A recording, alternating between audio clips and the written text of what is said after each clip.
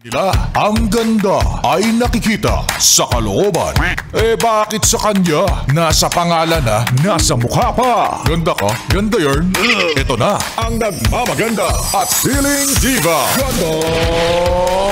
Wanda! Ano? Porket bilugan ako, tawag mo sa akin, mundo? Manap ka ng ibang compliment. Uy, siguradong matutuwa ako yung walang butas. Charot. Mga yes friend, it's me. It's a girl, DJ Ganda Wanda. Kasama niyo na ngayong Tuesday pa lang. Grabe no. Sabi ko sa inyo, napakatagal nitong July na to. Diba? Alam kong last week ka pa dumadaing na parang walang nangyayari sa buhay ko, no? Parang ang tagal-tagal-tagal ng buwan na ito. Nag-sale pa. O di lalo ka nawala ng pera, mas lalong humaba ang araw.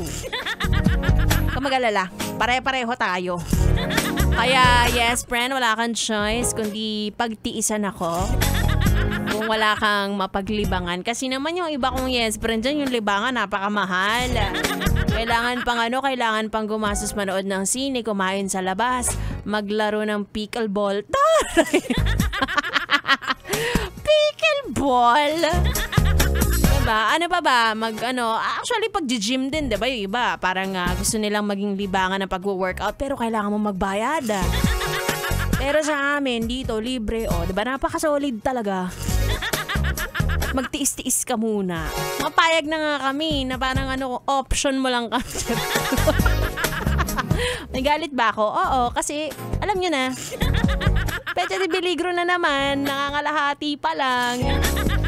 Bago mag-15. Ay! Yaka na. Sige na nga. Tuloy na natin ang tugtugan. Again, it's me, Ganda Wanda. Kasama nyo hanggang alas 9 ng gabi. Dito lang sa 101.1 Yes FM Solid!